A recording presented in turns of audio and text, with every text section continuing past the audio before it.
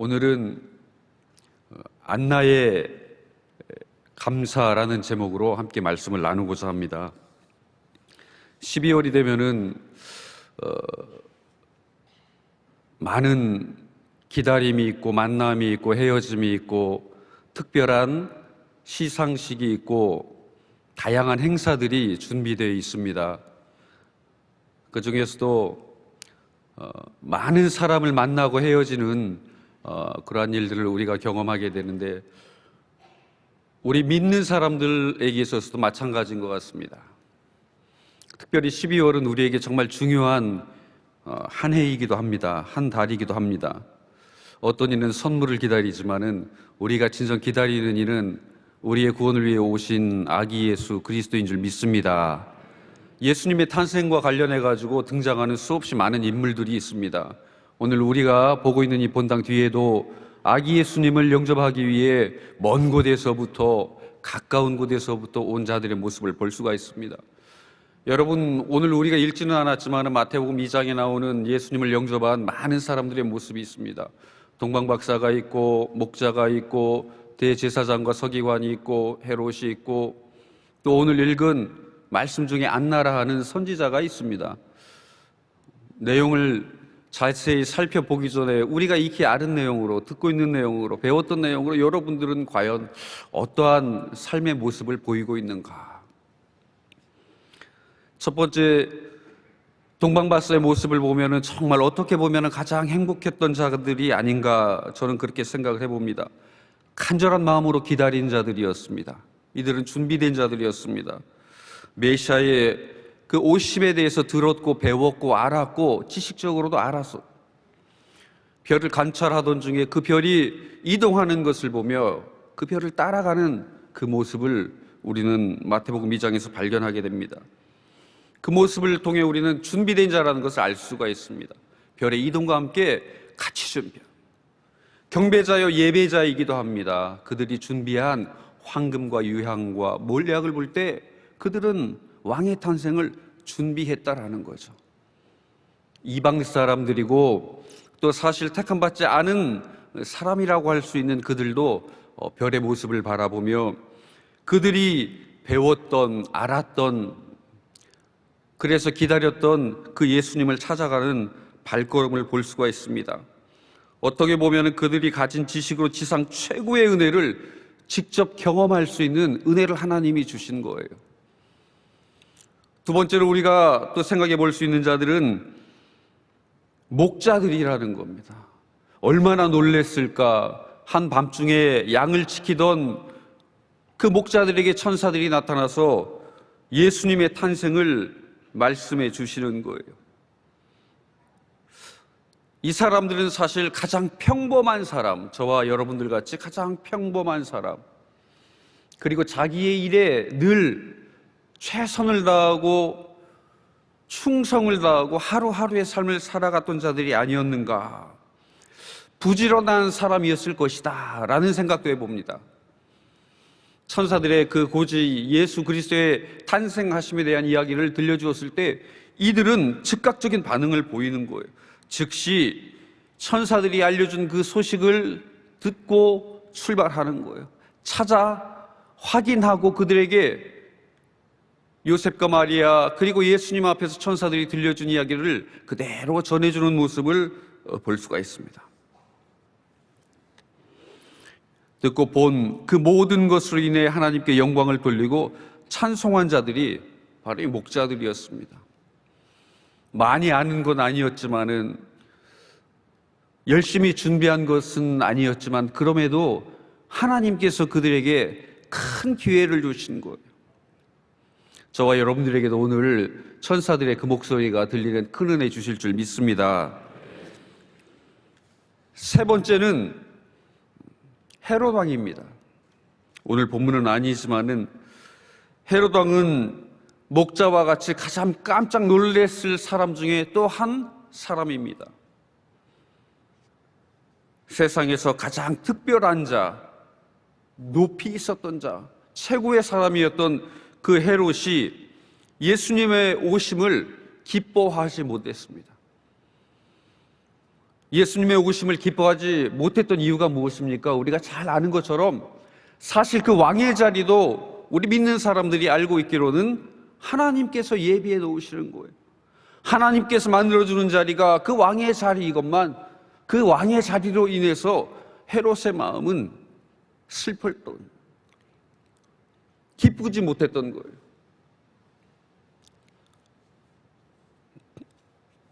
하고 싶은 모든 일을 다 할 수 있는 권세를 가진 자였고 세상의 모든 것을 가진 자였습니다. 하나님을 영화롭게 하는 최고의 왕으로 세움받을 수 있는 절호의 기회를 얻은 자이기도 한 것입니다. 그가 가신 것으로, 그가 가진 모든 힘으로 그 아기 예수님의 오심을 기뻐하고 맞이하고 가장 기뻐했을 사람 중에 하나였지만은 그는 살인자가 되고 2살 이하의 모든 남자를 죽이는 영원한 성경책에 영원히 기록되는 살인마로 우리는 남겨지는 것을 볼 수가 있습니다. 사실 입장을 바꾸어 놓고 보면은 얼마든지 할 수 있을 것 같은데 사람인지라 그게 잘 되지 않는 것 같습니다. 더 잘 준비할 수 있는 기회가 주어졌음에도 불구하고, 우리가 주님께 더 영광을 올려드릴 수 있는 모든 조건이 갖춰져 있음에도 불구하고 우리가 그러지 못할 그러한 경우를 얼마나 많이 만나게 됩니까? 아무리 많은 것을 가졌어도 만족하지 못하는 삶, 큰 힘을 가졌지만은 주님을 위해 쓰지 못하고 나를 위해, 내 자리를 위해, 내 앞날을 위해 사용하는 모습을 우리가 얼마나 자주 보게 됩니까? 네 번째로 우리가 생각해 볼 사람들은 조금 비슷하지만 많이 다른 그런 사람들입니다. 어떻게 보면 가장 불행하고 불쌍하고 안타까운 자들이 아닌가 생각을 합니다. 대제사장과 서기관들입니다. 구약에 예언된 예수님의 오심도 이미 알고 있었던 자들이고 율법의 말씀에 의해 훈련된 자들이었고 어디서 태어날 것인지도 아주 잘 알고 있던 자들입니다. 그러나 그들에게 예수님의 오심에 기쁨이 되지 못하는 거예요. 제일 기뻐해야 할 그들이 기뻐하지 못했다는 겁니다. 그들은 예수님을 제일 먼저 영접할 수 있는 특혜이자 최고의 특권을 가진 택함받은 자들이었지만은 그들은 그렇게 하지를 못했습니다. 지금까지 우리가 함께 나눈 이 네 부류의 사람들 중에 과연 어느 부류에 속해서 저와 여러분들 신앙생활하고 있을까요? 어떤 사람이 되고 싶습니까? 오늘 읽은 본문의 말씀에 보면은 또 한 명의 사람이 사실 등장합니다. 예수님의 탄생 사건을 놓고 볼 때 우리가 기억해야 될 몇 가지가 있는데, 앞에 이 네 부류의 사람을 보면서 하나님의 십자가의 사건에는 그 어느 누구도 제외됨이 없이 모든 자들을 구원시키기 위한 하나님의 그 은혜를 우리가 발견할 수 있습니다. 그러나 이미 예수님이 오시는 이 장면, 그 모습을 통해서부터 우리가 발견할 수 있는 것은 공평하신 하나님의 사랑, 구별도 없고 차별도 없는 하나님의 그 사랑을 발견할 수 있습니다. 아기 예수님을 영접하는 데에는 세상의 가장 높은 권세자도, 그리고 저 평범한 목자에게도, 그리고 이방인이었지만은 들었던 것을 열심히 바라보고 기다리고 별의 움직임을 따라 예수님의 그 마국간까지 온 자들이나, 하나님의 이 부르심에는 제외도 없고 예외도 없고 공평하신 초청이요 만남인 것을 우리가 알 수 있습니다. 많이 배운 자나 적게 배운 자나, 이미 택함을 받은 자나 택함을 받지 못한 자나 구별하지 않으시는 하나님의 사랑을 우리는 이 아기 예수님의 탄생 사건을 통해서 볼 수가 있습니다. 이미 십자가의 사건을 볼 수 있는 것처럼 이 땅에 오심부터 차별이 없으신 하나님의 그 큰 사랑을 상징하고 있다는 것입니다.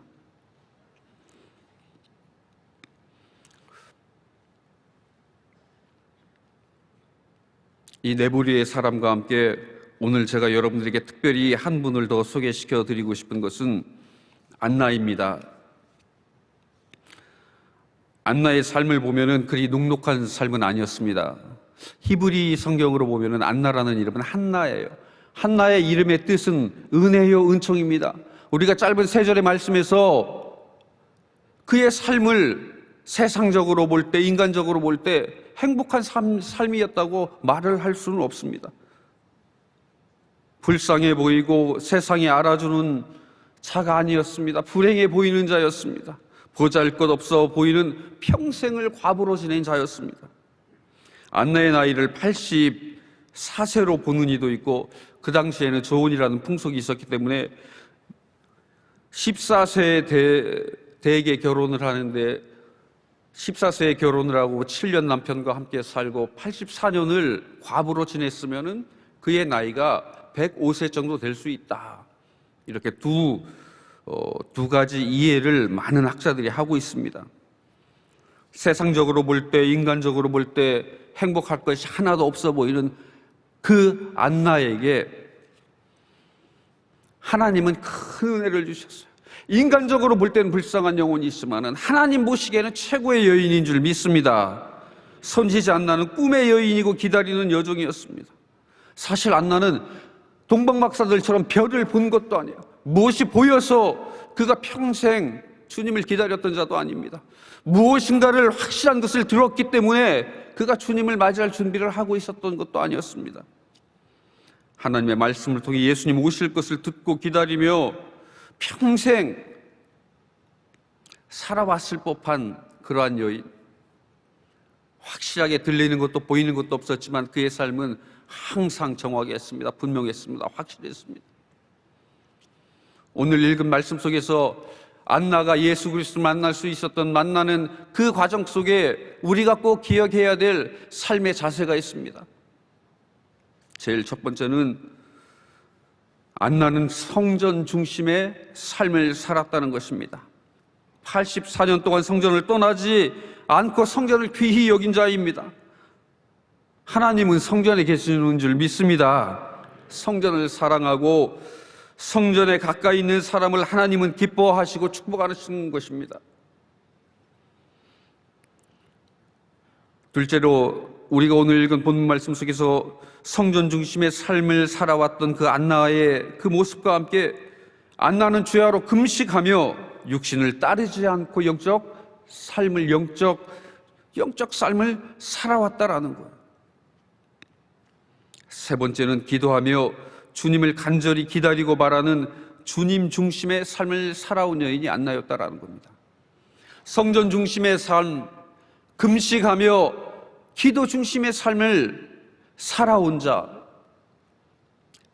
성전 중심, 우리에게 너무나 익숙한 이야기입니다. 기도와 금식, 금식과 기도 이야기하면 생각나시는 분이 계시지 않습니까? 우리 원로 목사님과 사모님 늘 교회를 위해서 41년 평생을 성전 중심의 삶을 살며 힘들고 어려울 때마다 기도하고 금식하시며 이 온 교회를 위해 희생하신 안나에게 예수 그리스도 만날 수 있는 기회를 주셨던 것처럼 원로 목사님과 담임 목사님의 이 모든 헌신을 통해 저와 여러분들이 오늘 이 자리에 있는 줄 믿습니다. 저는 이 세 가지를 끝까지 한결같은 모습으로 지켜올 수 있었던 그 기초는 무엇이었을까? 무엇이 그를 그 어렵고 힘든 과부의 삶을 84년이라는 그 외로운 삶을 그는 어떻게 버티며 주님을 맞이할 준비를 했던 것일까? 오늘 말씀에는 확실하게 분명하게 강하게 등장하는 것은 아니지만은 제가 이 말씀을 깊이 묵상하는 중에 하나 발견한 것이 있습니다. 안나가 그와 같이 하나님의 큰 은혜를 받고 성전 중심의 삶, 기도와 금식을 그의 삶의 중심에 두고 살아올 수 있었던 그 힘은 바로 감사에 있었다라는 거예요. 안나는 감사하는 여인이었다라는 거예요. 오늘 이 38절의 말씀에 보면 이렇게 나와 있습니다. 마침 이때에 나와 하나님께 감사하고 예루살렘의 속량을 바라는 모든 사람들에게 그에 대하여 말하니라. 안나가 예수님을 만나던 그 날만 하나님께 감사한 것이 아니라는 거예요. 매일같이 성전을 드나들었습니다. 어제도 오늘도 또 내일도 성전을 드나들며 기도하고 금식할 그 안나가 마침 정결 예식을 위해 오신 그 예수님을 만난 거예요. 그리고 단번에 알아보는 그 은혜를 주신 거예요. 그리고 하나님께 감사합니다. 제가 이 감사에 대한 단어를 원어 성경을 살펴보니까 이 원어의 의미는, 원어에서 말하고 있는 이 단어의 뜻은 그녀가 반복하여 하나님께 항상 감사하였다. 내가 지금 예수님을 만나서, 내가 지금 잘 되어서, 내가 지금 복을 받아서, 내가 지금 내 자녀가 잘 되어서 하나님에게 감사하는 일회성 감사가 아니라, 내가 힘들거나 내가 기쁘거나 내가 아프거나 이거와 관계없이 그는 늘 감사해 왔다라는 그 의미의 단어가 쓰여졌다라는 거예요. 저와 여러분들에게도 이 한결같은 믿음의 고백, 감사의 고백이 있는 자들 될 수 있기를 바랍니다. 이것은 하루아침에 주어지는 것이 아니에요. 지난 주일날 담임 목사님께서 기초에 대한 마지막 말씀을 해주시면서 무엇이라 말씀해 주십니까? 우리의 삶의 기초 바닥을 어떻게 해야 된다고 말합니까?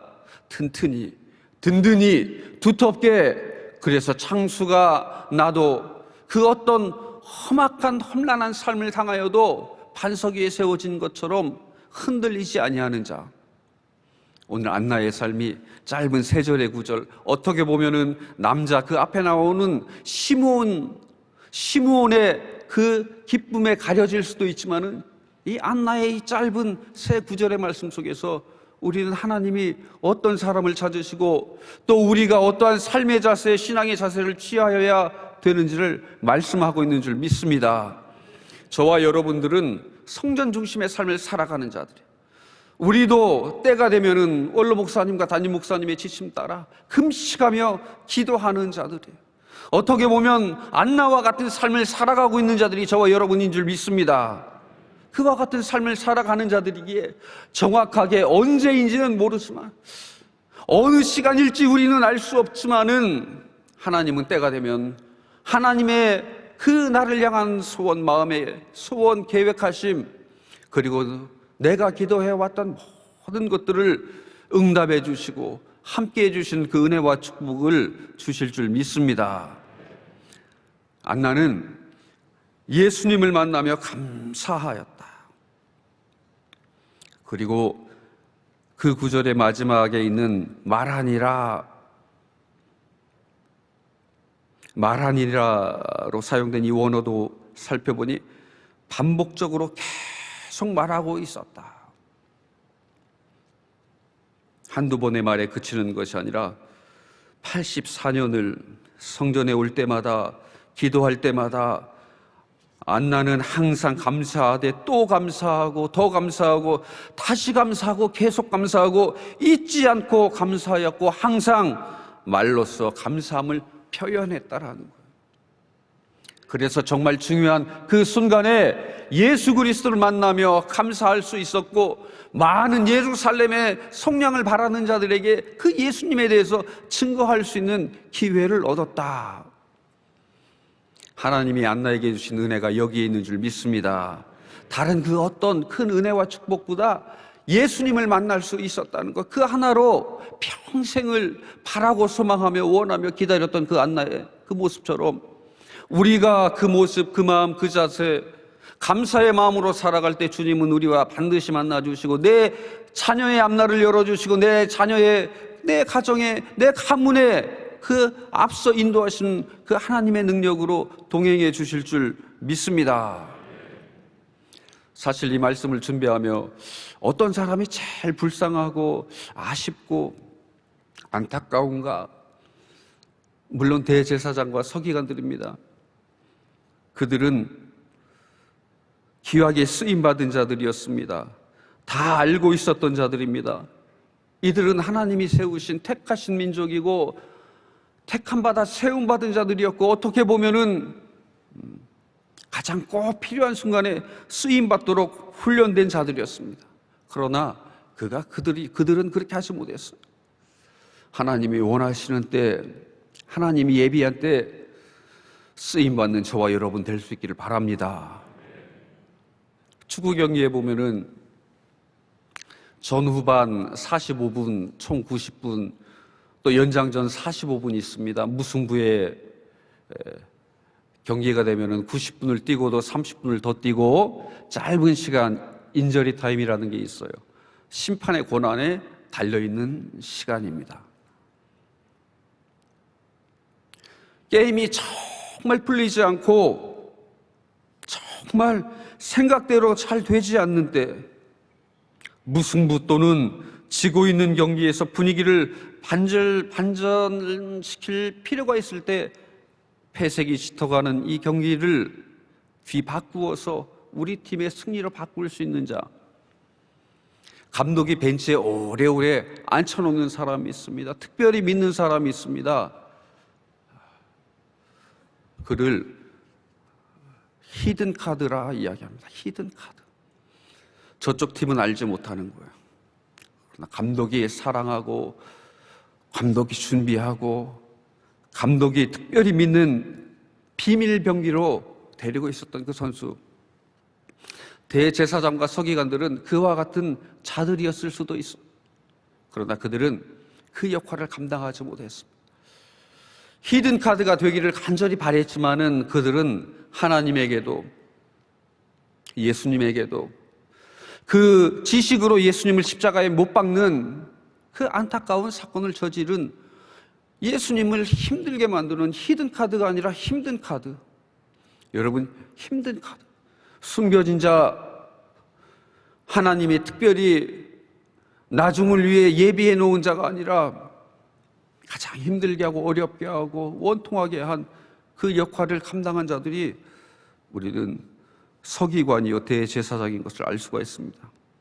택함 받음에 감사도 없고 쓰임 받음에 감사도 없고 오히려 힘든 카드로 전락해버린 대제사장과 서기관이 아니라 이 시대의 이 코로나의 어려운 이 엄중한 때 저와 여러분들이 각자의 삶의 처소에서 하나님이 예비해 놓으신 히든 카드와 같이 꼭 필요할 때 쓰임받는 예수 그리스도의 이름을 증언하고 증거하고 나아가 전하는 감사가 넘치는 축복의 사람들 다 될 수 있기를 소망합니다.